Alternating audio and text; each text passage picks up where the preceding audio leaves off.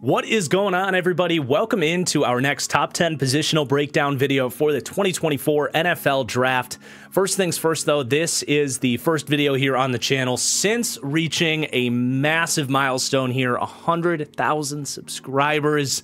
I'm just so thankful for all of you. Have to take a minute to say thank you, thank you, thank you. Could not do this without you, literally, whether you are one of the first 1,000 subs on the channel or you just discovered my content here this draft season. So happy to have you, so happy to have such a special community here on YouTube. And I can't wait to celebrate here for the annual draft stream here in just under 2 weeks. The draft is coming up here, but that takes us to the video here, the top 10 defensive tackles in this year's draft class. This is definitely a position group as a whole that hasn't necessarily been supplying the NFL with the best crop of talent over the last few years.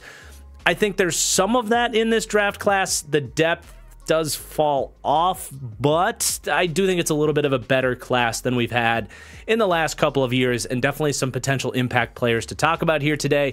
But just a note on the class overall, at least inside my top 10 players here, it is a very small class. There's only one player that we're going to talk about here on this list that is over 310 pounds, and that player just got a DUI a couple days ago. So not ideal if you're looking for those big space eaters. But again, some fun players to talk about here today. If you want to know my thoughts on all of the defensive tackles and really the class at large, we're closing in on finishing all my evals over on my Patreon for my draft guide. Right now, I've got 23 defensive tackles fully graded and written up. So if you want to support the channel, you want to get access to all my player write-ups, it's over at patreon.com/thatfranchiseguy. But without further ado, let's get started. Please do hit that like button as we get into it. And let's start with my number 10 ranked defensive tackle in this draft. As I mentioned, it's a lighter class, and that starts out the gate here with Mauii Wingo out of LSU. 6 foot, 284 pounds. According to mockdraftable.com, that is 2nd percentile in height and 6th percentile in weight. He is an outlier in terms of size, but the reason he makes my top 10 is because he does have a 95th percentile trait, being that 10-yard split. And his first step off the ball is lightning quick. He gets on his blockers in a hurry, but even more importantly, if you line him up as a shade, a 4-eye, or a 3-tech and say, hey, we're lining you up in the gap, try to knife through there before anybody can really get their hands on him. And because he is 6 feet, that is an advantage for him. He's a harder guy to get his hands on, even if he didn't have a 1.65 10-yard split. So he can shoot a gap, he can get into the backfield and be a disruptive player. Now, can he or will he really be a true starter in the league?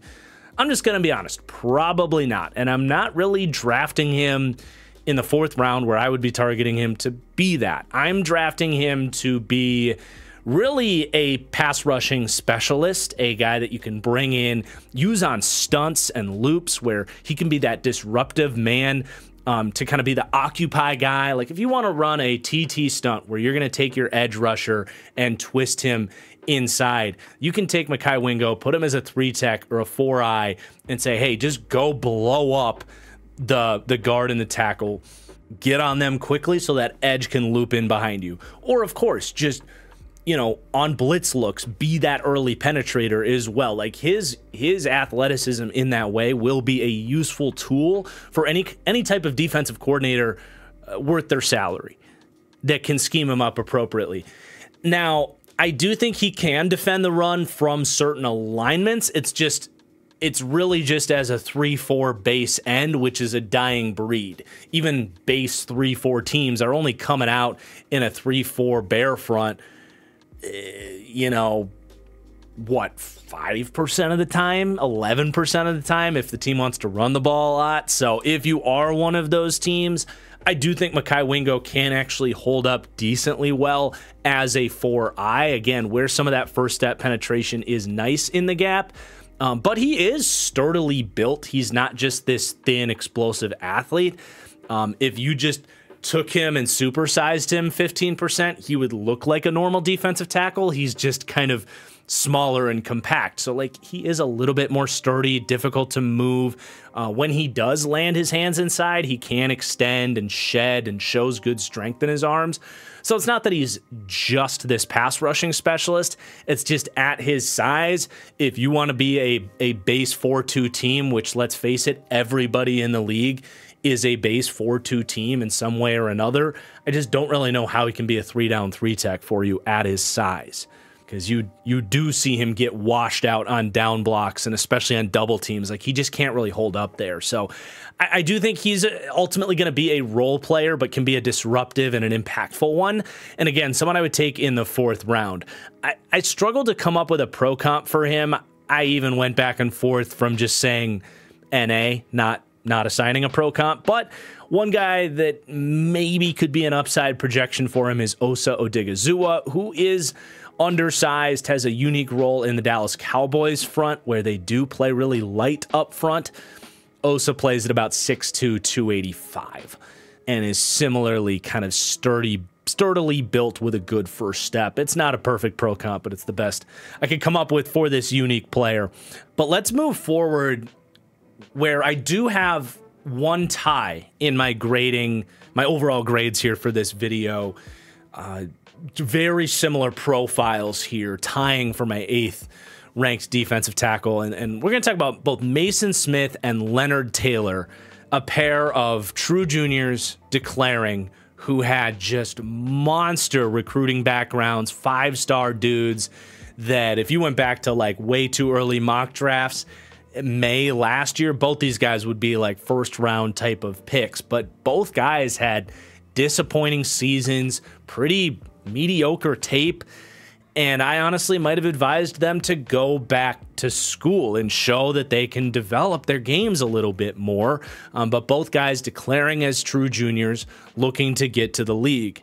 But let's start with Mason Smith, back-to-back LSU players to start the video, a pair of SEC players who the SEC doesn't let YouTubers show film here on the platform, but the rest of the players on the list are not SEC players, so you're going to get some film here soon. But with Mason Smith, dude, I get why the hype was there. You see him come off the bus, put the pads on, take the field, put his hand on the dirt, come off the ball, and it's the Leonardo DiCaprio, pointing meme of that's Chris Jones. Like, it's a clone, a physical clone of Chris Jones, who with Aaron Donald retiring might be the best pass rushing defensive tackle in the league right now.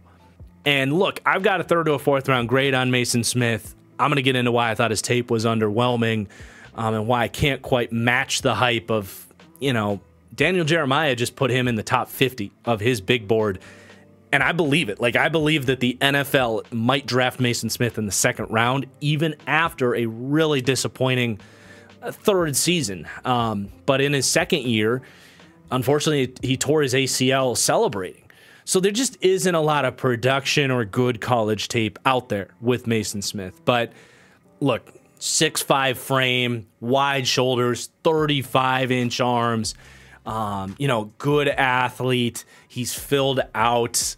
You see him win with that signature swim move, and you're like, man, if we could just get this 3 times more often, you could hit on him as a day 2 draft pick and steal a superstar defensive tackle, just as the Chiefs did with Chris Jones in the 2nd round, who was not some perfect prospect coming out. So I understand that the NFL wants to gamble on this dude, but it is a gamble, man. There's a lot not to like in his profile. Starting with his run defense, I just think his ability to find the ball in the backfield, to anticipate runs, to shed at the point of the tack, and just be a playmaking run stopper, it's incredibly underwhelming.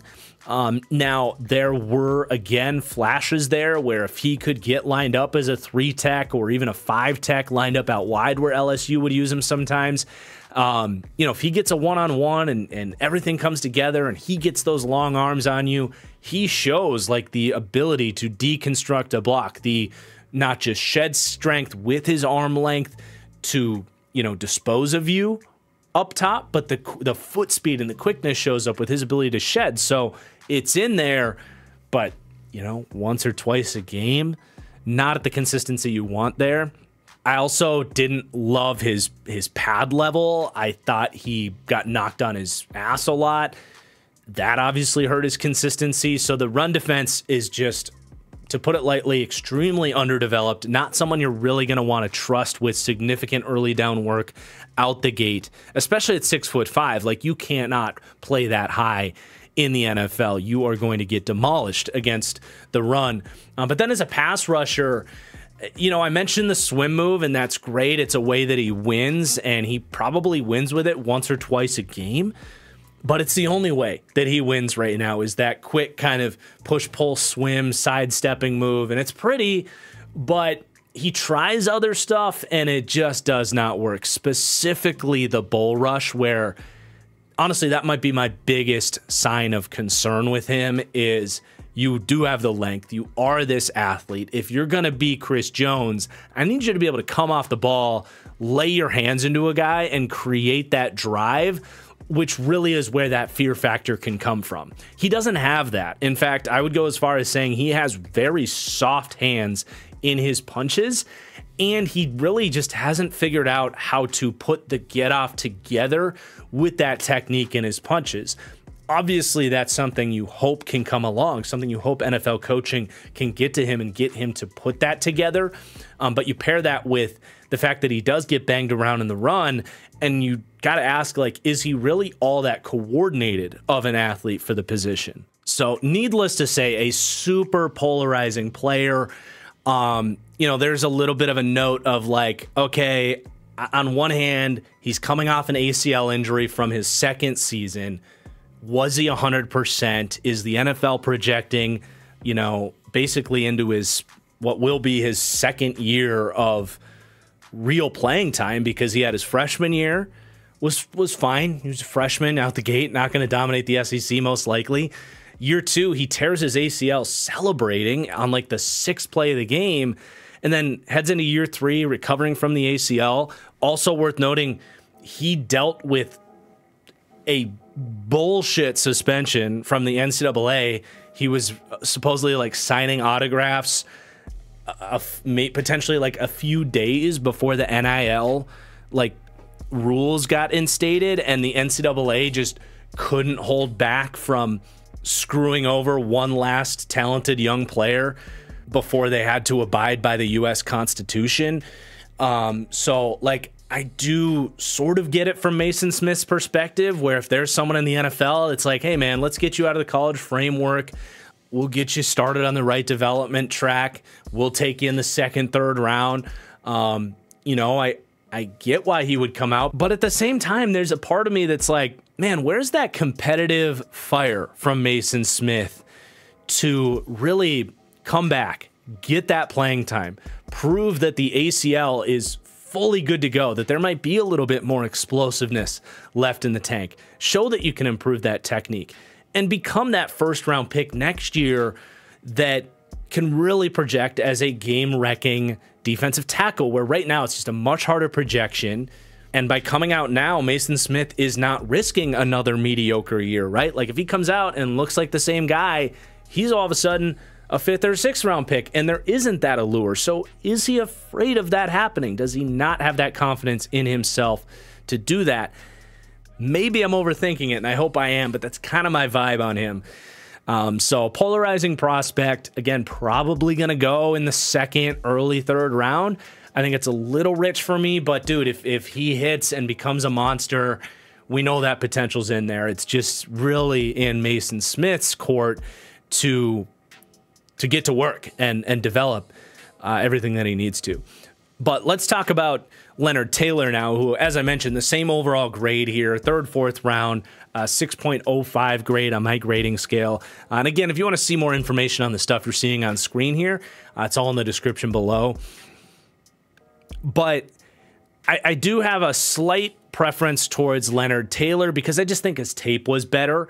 And I think he's more ready to contribute right now, especially in terms of run defense. And that, to me, is where you see a trait with Leonard Taylor that you can understand why he had this incredible recruiting background. I think he was the #3 recruit in his high school class.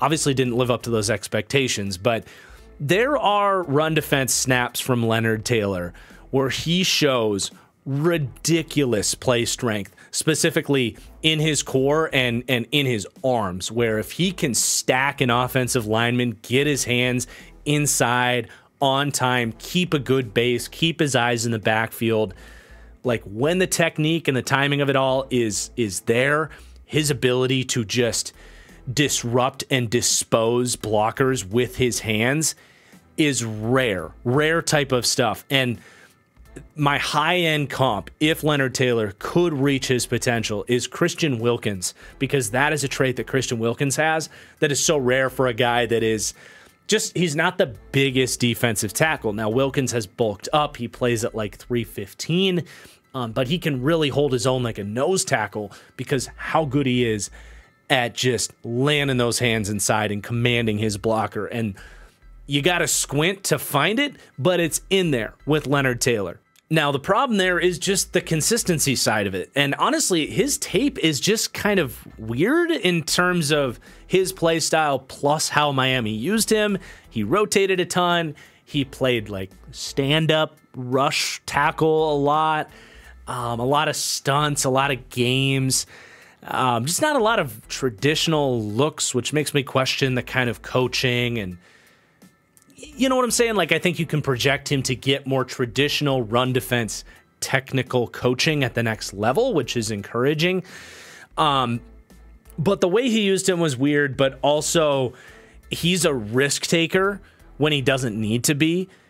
He has all of the tools in him to take on his man, hold that gap discipline, shed at the point of attack, and be a much more consistent playmaker against the run, but he elects to just gamble and almost play like a linebacker at times where his pad level gets high. He's trying to shoot gaps. He's trying to bend around guys, and he can do that at times. He has really exciting highlight plays where it's like, how the hell did he do that? So I get why he tries it, but it's, you know, maybe 1 out of 3, 1 out of 4 plays it works for him. The other 2 or 3 times he's either missing tackles or, you know, just completely blowing his gap.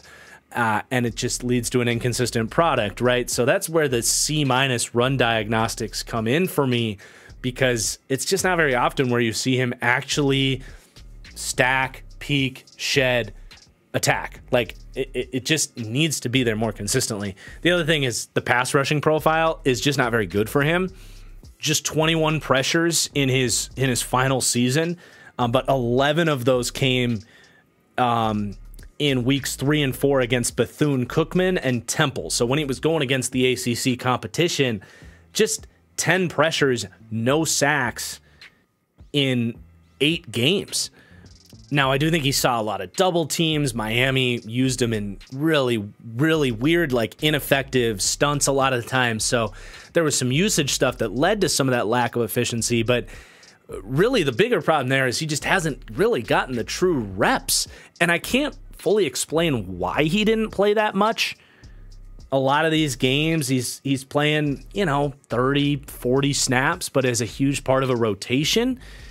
But a lot of what we said about him in run defense, where it's like, okay, he just isn't getting NFL looks, it's happening to him as a pass rusher as well. So you just don't really see any semblance of a pass rush plan, any specific way that he wins consistently. He's got a nice swim move. He's got nice swipes. The flashes are all there, but any sort of nuance or ability to stem moves together, or even knowing what really works for him in a certain matchup from a certain lineup, it's just not there. So he's incredibly raw in that department and a raw player overall. I do think Leonard Taylor can step out there as a 3rd defensive tackle for you, though, and be a decent run defender out the gate as you hope to develop some of the other stuff. So, you know, I actually probably at the end of the day liked Leonard Taylor more than I expected to, based on how big the fall off was, and I knew that going into watching him. But I did see enough flashes and some frustrating usage stuff with how Miami went about it that I'm somewhat more optimistic to project him to have his better football ahead of him. So we'll see where that goes with both those guys. Hopefully one of them hits for somebody, because the talent really is special with these two guys. But let's get to my number 7, defensive tackle. And this honestly might be my biggest take of the draft season, in that I don't really get it with Braden Fisk. You know, this is all relative to how people are talking about him as a top 50 player in this draft. I've seen him at the end of first rounds in mock drafts. Really a difficult conversation for me with Braden Fisk, because the athleticism is exciting, right? Like, no doubt about it. It's like watching the Olympics. You see a 295-pound dude go out there and move like a freaking coverage linebacker at the combine and run a 4.78, and you watch his tape and you see his quick feet and the get off and all that, and you're like, wow, that's really fun. Like, guys his size shouldn't be able to move like that. But like, how does his athleticism and the way that he moves actually apply to him winning reps as a football player? I load up the tape and I'm like, I just don't see that. Certainly not consistently. Now, he is a splash and flash player. Like, with that quickness, he can hit you with a lateral swim move, or he can split a gap, or he might hit on one of those swipe moves, knock you back for a second, and he can explode and rip past you. And when he does, it's super fun. But 23 pressures his final season, you got to sit there, and unless you're watching the Louisville game, his final game of his career, which was fantastic, he got some good matchups in that game, the quickness worked for him. But I did 3 Braden Fisk games, and I'm sitting there play by play waiting to see his quickness and his athleticism not show on film, because it shows. He's moving fast. He's getting off the ball. He's getting on top of guys quickly. But I'm sitting there just waiting for it to kind of do anything. And the biggest indictment I can really give him, and why I'm so low on him, is something I wrote in my draft guide on him. It'd be better to just read it. Often tries a lot of moves and shifts around a lot, but the end product shows mixed results. And this is where I had a tweet, and I'm just going to go with this for the Pokemon players out there. Look, I'm a 90s kid. I love my Pokemon. He reminds me of Magikarp a lot of the times, and this is only going to hit for so many of you, but Magikarp has one move. It's Splash. And you use it, and the game says he flailed around, but nothing happened. But eventually, if you use it so many times, it turns into a move that does some damage. And I'm like, that's Braden Fisk. He's coming off the ball. He's got these tiny 31-inch arms like little fish wings, and he's flying around, he's flapping around, he's throwing arms. He's a pain in the ass to block, because he's just ramming in you and going left to the right. But his job is to go north and south, not east and west. Like, you can go east and west to set moves up so that you can go north and south, but too often he'll go left, and he's not doing much with his arms. He's moving them, but they're just, they're swipes, and they're just not effective to displace the offensive lineman. So any sort of quality old lineman can just slide left and right with him, keep matching those punches, and it's like, all right, he's not going anywhere. And that's where the lack of pass rush productivity really shows up in his season for me. And then he's got obvious problems as a run defender. He's small. He doesn't anchor all that well just naturally at his size. Now, he puts up a fight. He has good pad level, and sometimes he can really hang in there. But you pair that with the fact that he doesn't have good arm length. He doesn't always win that leverage battle. And a lot of times he's not going to be in a position to really, dispose of blockers and make plays in his gap. So I don't project him as a good interior run defender, besides, those splash plays in the backfield, which will show up, but inconsistently. And a lot of times that's going to lead to him blowing his gap, where, it's great when you can get a TFL for 2 yards, but if you're vacating your gap and getting gashed for 15 yards behind you, that's just as big of a problem. So I don't project him as a good interior run defender. I don't think he's going to consistently win as a pass rusher. In fact, I actually like him better if someone just took him to be like a base end that can maybe slide in, like kind of the Michael Bennett role. You did see the way he moved at the combine, and you're like, damn, like he is more fluid than all these edge rushers that just worked out before him. I like that, and I think that movement skill could work out in space on the edge a little bit better.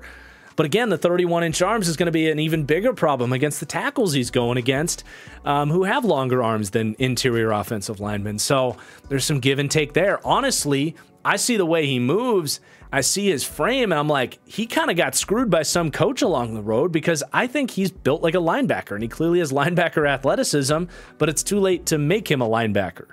By the way, he's a sixth-year senior. That's another thing here.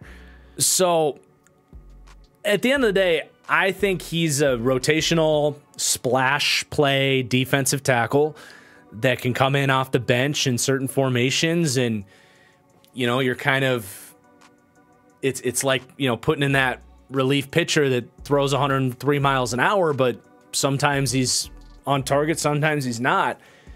Do you prefer that, or you prefer the guy that throws 95 but throws strikes and is more consistent? I don't know. It's a stylistic preference, but that's really where I see him in the league, is a rotational splash play backup in the league. That's where my pro comp of Taven Bryan comes in for him, who's eerily familiar, who went in the first round, tested incredibly well, kind of a tweener in terms of size. Didn't work out in the league as a first-round pick for the Jags. I think they took him the pick before Lamar Jackson. But as a top 50 pick where you're taking him to be a starter as a 3-tech, look, I get the athletic profile's really fun, but does that actually lead to a good on-the-field product from him at defensive tackle? I certainly didn't see it on film. I hope I'm wrong. I hope he becomes a baller, but I'm not really there on Braden Fisk. Fisky, I gotta stop saying Frisk. But let's get to my number 6 player. And this is another tough conversation for different reasons. Tavondre Sweat out of Texas. And I'm just going to be honest, man, I was so devastated when I saw the news that he got a DUI just like 3 or 4 days ago, man, because Sweat was easily one of my favorite players in this draft class.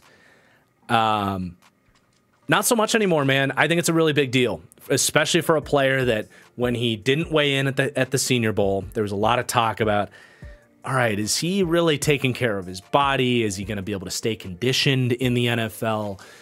Is he a big partier? What's really going on there? There was already kind of a red flag related to that. It was a big talking point at the combine, was what is he going to actually weigh in at? Ultimately, it was 366 pounds, but it has since come out that he's had to kind of convince teams that, look, I've matured. His first 4 years at Texas were underwhelming, but year 5, he kind of blew up, became this potential top 50 pick, and was telling teams like, look, my partying days are behind me. I'm going to take care of myself. Like, you are getting a monster defensive tackle that's going to be a pro in the league. And 3 weeks before the draft, you're smoking pot, getting a DUI. Now, you can debate, is it as bad to smoke and drive as it is to drink and drive? Look, it's illegal. It clearly was impairing him enough that he got pulled over for it. I know when I've smoked pot, I wouldn't be able to drive a car. It really messes me up. I had to quit because it just completely puts me out of commission. So, and it's like I said, it's illegal. You're not supposed to drive when you're high. And he was 3 weeks before the biggest day of his life. You pair that with the conversation and what it was going on before that, and this is just not a player that I trust is going to be a professional athlete in the league in terms of the work ethic, taking care of himself, taking his job seriously, where even if he is 360 pounds, things aren't going to just come to him as naturally on the football field as they will in the league. So I reduced him from, by my grading scale, a 6.4 grade down to a 6.2 color-coded in red. And I think 3rd round is probably where I'm gambling on him. Now, it's not like he's a bad human. He didn't hit a woman. It's not like he hurt anybody. Luckily, he could have. he made a really stupid mistake, and you're praying he can learn from that and mature, right? 23-year-old dude. Some people learn from mistakes like this. Some people don't. So I'm not taking him out of day 2 where I had him before as like an early second-round pick. But if I'm drafting, I'm definitely not really touching him in the second round. We'll only give him a second chance, but at the right price, if you know what I'm saying. But in terms of what he is on the football field, man, like I said, I was a huge fan of his game. I honestly thought as that giant nose tackle that's more athletic than anybody should be at that size, I actually thought his tape was better than Jordan Davis coming out of Georgia. Did come, 2 years more experience at Texas than Jordan Davis. Jordan Davis will be heading into his 5th year, if you will. Was drafted as a true junior 2 years ago. So Sweat had that advantage on him. But in terms of not just being someone that you can't move in run defense, because that's really what Jordan Davis was just this massive human that tested really well. Davis, at the end of the day, wasn't that much of a playmaker against the run. You actually see Sweat like get off blocks, make plays in the backfield that are just like, dude, how do you do that at 360 pounds? He's so much more than just this plodding nose tackle. And that also shows up as a pass rusher where he can get after the quarterback. Now, he's not the most explosive guy. He has his limitations, but he can, show that leg drive, push the pocket with some power. We saw him at the Senior Bowl just bend Bo Limmer backwards. I was surprised Bo Limmer was okay after that one-on-one rep. So if you get him one-on-one, there's not a lot of centers in the league that can just anchor and hold up against this type of power. But he even has some finesse to his game. He's got swim moves and quicker feet than he should at his size. Reminds me a little bit, for those that remember, Damon Harrison was able to kind of, 350 pounds. Snacks Harrison would get the occasional sack and a quick pass rush win where he surprises guys with his quick feet. So he actually can rush the passer and be a true 3-down nose tackle. Some people have said his upside is like Dexter Lawrence. Now, I don't think he's the athlete that Dexter Lawrence is, but I think Vita Vea is a very reasonable outcome for T'Vondre Sweat if the off-the-field stuff works out. But there's a whole world, too, where he's not taking things seriously, and he's one of these just busts that just comes into the league, isn't a pro, can't earn the coach's trust, and is out of the league in a couple of years. So a very polarizing prospect. Love the tape. Love what he can bring. He brings something that nobody on this list can, just simply the ability to play nose tackle, but something that only 5 players in the league can bring, and that is to be a true 3-down nose tackle that is capable on pass rush downs. Like, yeah, that's got a lot of value in the draft. So I hope he can self-correct here and be an impact player, because man, he is fun when he's on. But let's move on into the top 5 with one of the best names in this draft at any position, Rook Arororo out of Clemson. Very solid defensive tackle prospect.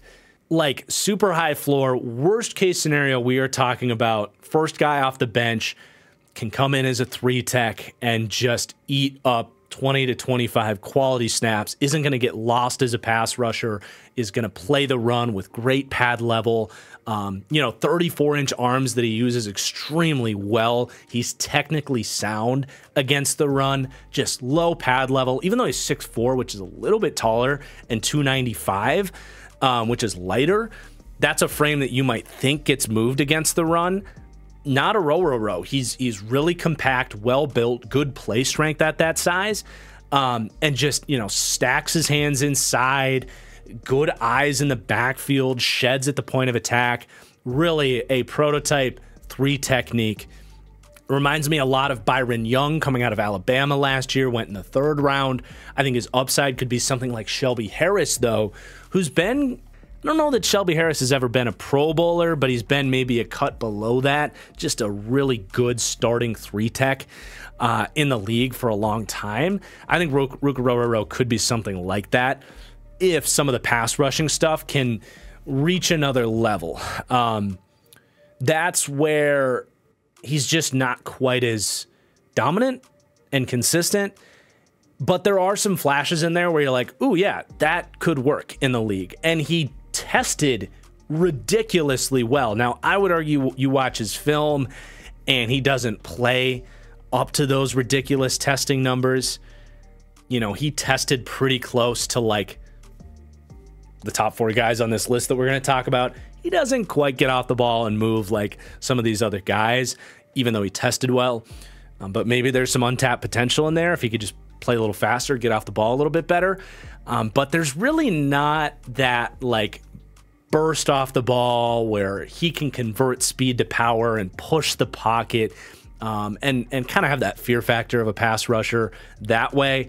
It's more of that slow burn where, you know, he'll kind of see where the quarterback's at. He's got good bend and can kind of rip his way to the quarterback. He's got swipes where he can kind of come cross formation, knock your hands down, again, bend past you. That's where the acceleration really shows for him, is to kind of continue to, you know, accelerate through contact on his way to the quarterback. Like, there's moments as a pass rusher where you're like, that will work in the NFL, but without like a, you know, a go-to spin move or a great bull rush or just some crazy good move beyond just a rip move or like a cross chop, for example, works for a lot of guys. I just don't know if he's ever going to be a super efficient pass rusher, and that can be fine. But if that upside doesn't come along, you're probably talking more about like what Byron Young was last year as a 3rd-round pick, the first guy off the bench, as opposed to we need this guy to be a starter for you. And that's where like top 50 for Ruka is a little bit rich for me, but you know, maybe it can come along. He is still relatively new to the game of football if you go back to kind of when he started playing in high school. So, but at the same time, he is a 5th-year player and has those raw elements. So a little bit of, you know, trade-off there, but a very solid player. I don't have a lot of questions that he's going to be a useful NFL player. It's just a matter of, can he tap into a little bit more as a pass rusher? And he, by the way, while he's a good run defender, he can't really play the nose. He can't really two-gap because he is 295 pounds. So if you're just drafting a run defender, again, like Byron Young last year, it's like you're drafting a run defender that can only play from the outside shoulder of the guard. So some limitations there. But let's get to my number 4 guy on the list, and that is Chris Jenkins Jr., the son of Chris Jenkins, who was a 3-time All-Pro team defensive tackle.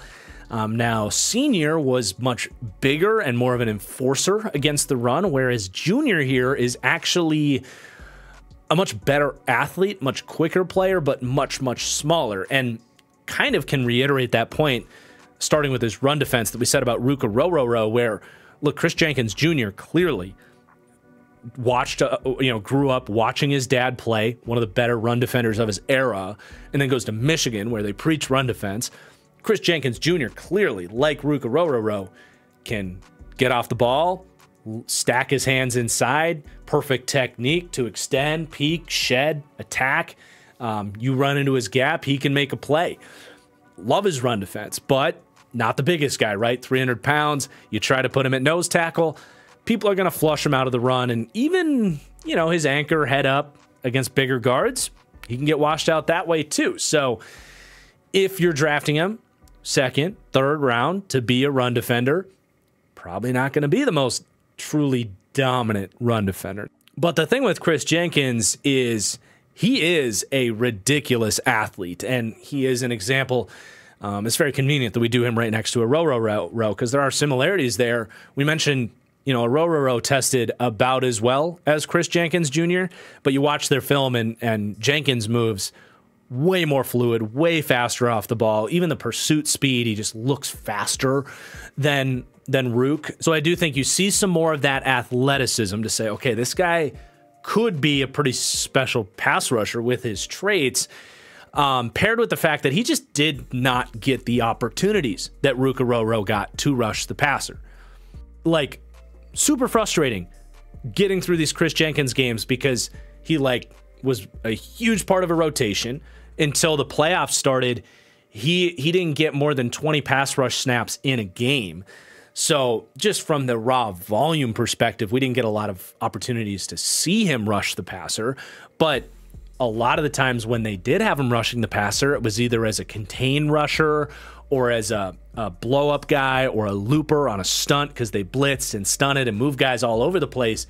So not only are you not seeing those one-on-one looks, but he's not getting opportunities to develop a skill set, and he's not getting the opportunity to develop a pass rush plan and the awareness and the instincts as a pass rusher to start to set up moves and see how a guy reacts to one thing so that he can, try out a different thing and get into the gamesmanship as a pass rusher.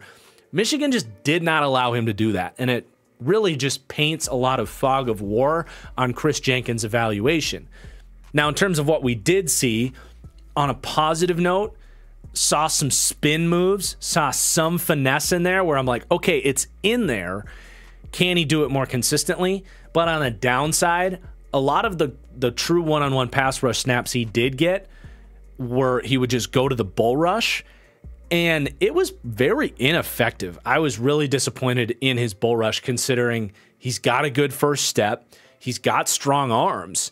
There's no reason he shouldn't be able to load up, convert speed to power, and push the pocket. But in the reps we saw from him, it wasn't there. So that's a big thing. It's like he's got to develop either an incredible finesse pass rushing skill set like Johnny Newton, who we'll talk about, or he's going to really have to learn how to marry the lower half with his upper half to create a little bit more of a bull rush. But the traits are there, and the role that Michigan had him playing in definitely can explain away a lot of the lack of production and skill set there. So it is actually a heavy element of risk on his profile because this is a guy that, because of the school he played at, the bloodlines, the athleticism, he is probably going to get drafted in the second round. And if he doesn't develop that pass rushing skill set, I think you're getting probably more of what we talked about the floor with Rukaroro, where it's first guy off the bench, can play some 3-tech, defend the run, can hold up as a pass rusher, but not really going to be that consistent starter in an ideal situation. That's kind of the risk, is that pass rushing doesn't really come along. And again, with Rook, same deal. Not the biggest dude in the world to be like, okay, well, at least you're going to be a elite run defender for us on early downs. I think Chris Jenkins will just be a good one. So we'll see. We'll see what kind of pass rushing production he ends up spitting out in the big leagues. But let's get to my number 3 player on this list. And I think this is one of the bigger sleepers in this position group and in the draft overall. And that's Michael Hall Jr. out of Ohio State. Right now, he's 69th on the consensus board. He is DT7 by consensus. Obviously, I'm a lot higher on him with him at DT3. So I love his tape. I love everything that he does as a pass rusher, and it's electric, and I love all those things that other people like about him. But I think there's also some projection in terms of him being a little bit more than that in the NFL that people aren't talking about. We're trying to project what these guys can be in the league. And with Michael Hall, the big criticism on him is run defense. He played at 285 pounds. A lot of people see him as just a designated pass rusher. Like, he's only going to play on third downs, and that's that. Look, I get it, because that's really what you kind of saw at Ohio State. But I will counter that a little bit and say, while I agree, there's a lot of plays that if he's facing a down block or a double team, especially at Ohio State, where they'd put him out there as like a nose tackle at times, he at that size is not going to hold up. He cannot anchor against powerful run blocking at 285 pounds or less, whatever he was playing at Ohio State. But I did see instincts. I saw really quick feet and strong arms, strong hands to get off the ball. I saw a lot of impressive run stops. And honestly, when he just got a true head-up one-on-one blocking assignment, I thought he anchored decently well. So I think he's a little bit more useful against the run than maybe some of the public discourse is on him. But it's not even so much that. Like, I'm really intrigued by what's going on with Michael Hall since he's left Ohio State. So Ohio State has a track record of keeping a guy on the interior that's that 280-pound, pass rush specialist, right? That goes back to Draymond Jones, and Jashawn Cornell was a guy I liked in that role back in like 2019. But clearly Ohio State wanted Michael Hall to be at 280, to be that hyper athlete on the interior. But since he's left Ohio State, he's been on a weight gaining program, and a good weight gaining program. Like, I'm not talking about me over Thanksgiving weekend type of weight gaining program. This is like Michael Hall saying, screw what Ohio State did with me. Like, I am 6'2.5", decent arm length, with the frame to fill out and get up towards the weight profile of the rest of the guys in this class. So he comes out to the combine at 290, and that was like, okay, Michael Hall, good for you. But then he didn't test. So you're like, okay, he's just putting on water weight. He'll get back down to 285 and do his workouts. No, he showed up at his pro day, weighed in at 299, and then tested better than anybody on this list. 4.7, 540, 33-inch vertical jump, put up 24 bench press reps. He's been getting after it to be a real size defensive tackle. Now, we haven't seen him play at that size, but I think that is a huge testament to his work ethic, his desire to be more of a real three-down player in the league. And that's where my comp is Justin Mauii, who's obviously just had a, borderline, did he make the All-Pro team? I can't remember, but got a massive contract, huge year for the Ravens, broke out a couple years into his career, was a third-round pick and a hyper athlete. Michael Hall is fairly similar in terms of the physical profile. In fact, it's a little eerie when you look at it. Mauii, I think, plays about 300 now. That's what Michael Hall came in at his pro day. You see the 40 time, both 33.5-inch arms. Michael Hall actually a little bit bigger hands, a little bit better of a 10-yard split. And then just in terms of the film, I see a lot of similarities where Mauii is a better run defender than you'd expect for a quote-unquote smaller defensive tackle. But that swim move, the speed to power, the complete package as a rusher, I just see a very projectable player there with Michael Hall. Now, we haven't seen him play at that size yet, but the fact that he still tested that well at 299, I think if there's some healthy meeting of the middle there between how explosive he was on film and adding some weight to it, with these testing numbers, it's like, yep, that works for me, man. That'll play in the league. So he's my DT3. It's really, after the Sweat news, it's really not even all that close. Is there some risk with the playing time and the changing of the weight? Yes, absolutely.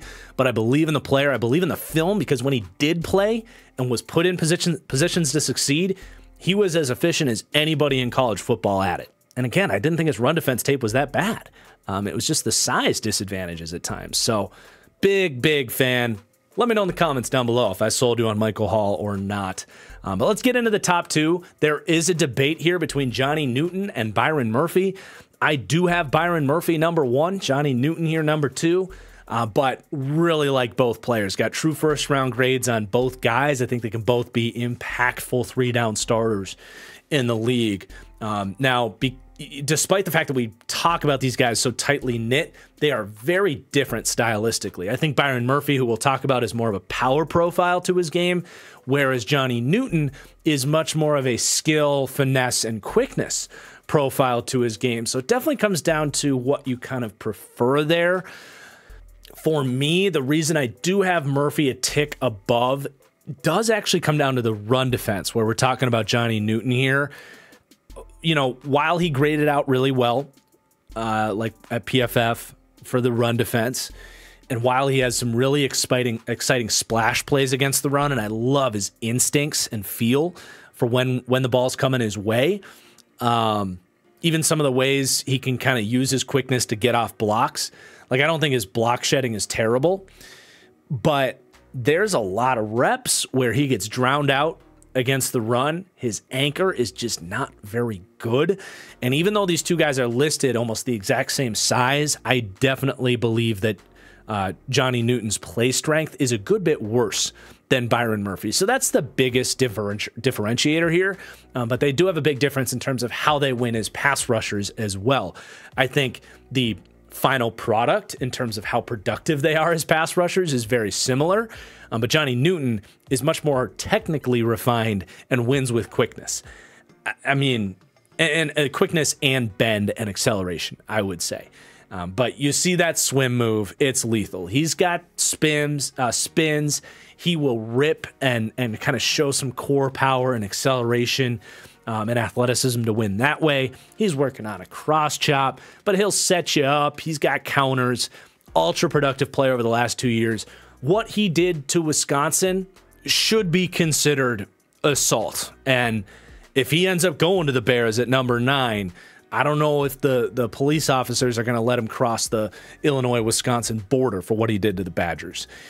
That game was probably the most dominant defensive performance of any prospect this year. And he got ejected on some BS late in the game. And after that happened, Wisconsin was finally able to move the ball. So, like, on-off splits, like how good a team is with and without the player, can be fluff a lot of the times. But watching that game, you could feel he got ejected, and Wisconsin was like, thank God we can actually move the ball, and they ended up winning that game late. Just crazy how that suspension, that ejection shifted the outcome of that game. I feel bad for Illinois fans, but you're just not going to find a pass rusher on the interior as technically refined and really as accomplished in terms of, a 4-year player that has had the production he's had.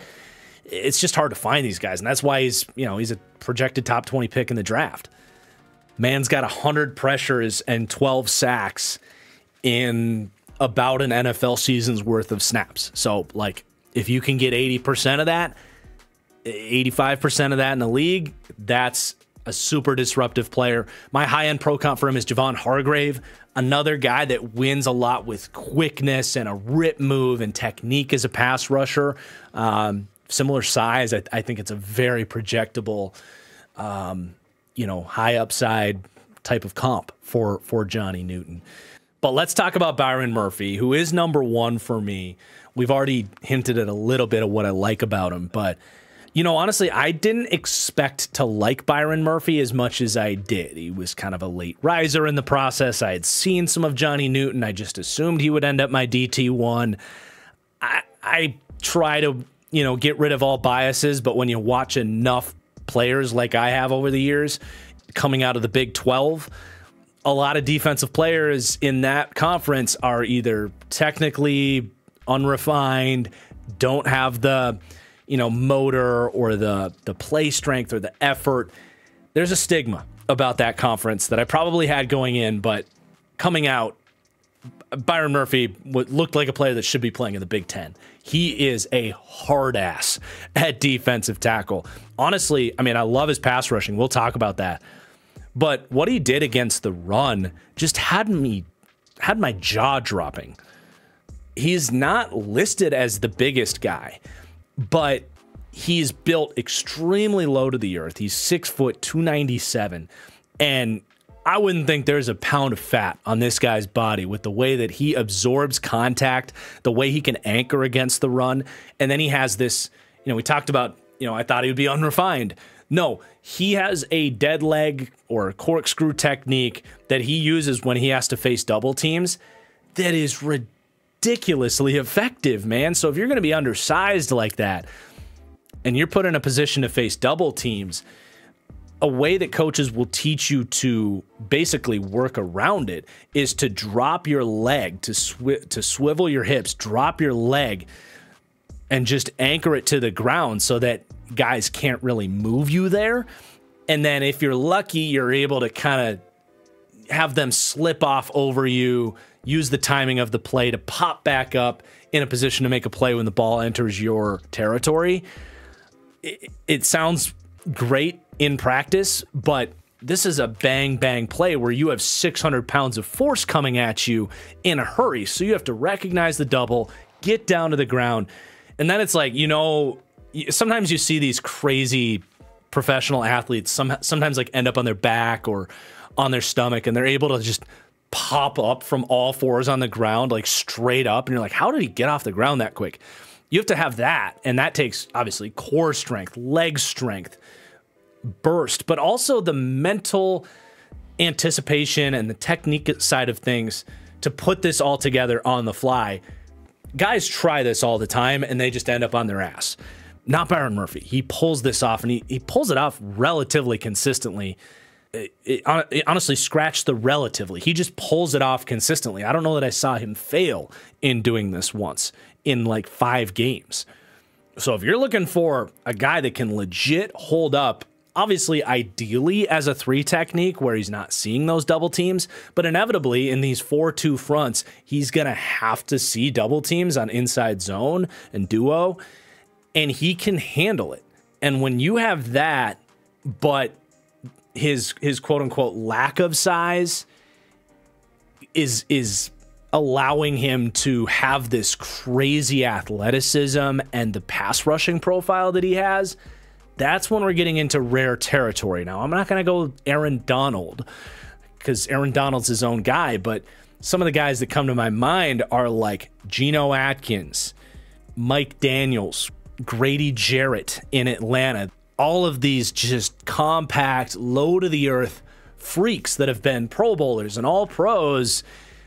I really think Byron Murphy has a good chance to be that. Now, that's before we really mention how good he truly is as a pass rusher. Obviously, the athleticism is insane. 4.87 40, 169, 10-yard split, and 9.03 broad jump.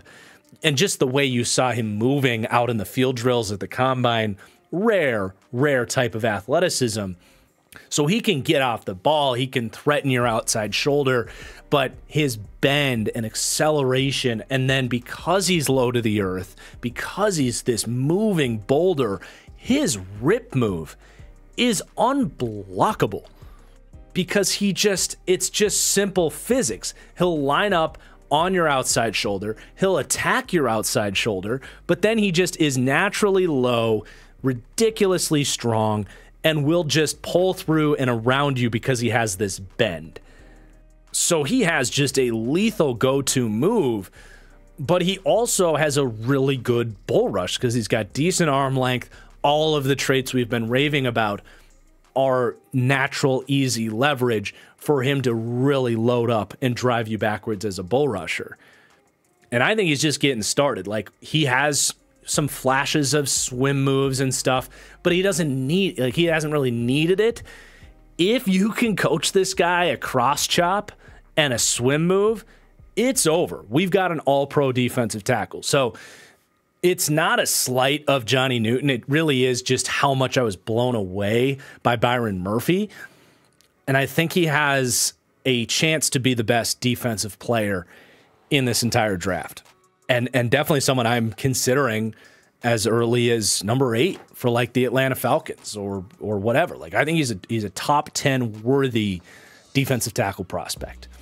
So that was a ton of fun. There's your top 10 interior defensive linemen. I think my list looks a good bit different than a lot of people, so that's exciting. Let me know what your thoughts are of my rankings and analysis here. What does your top 10 list look like? Who are some of the sleepers that you're looking for in this draft? Again, if you want my analysis and all the DTs in this draft, it's all over on my Patreon right now. You can go check that out.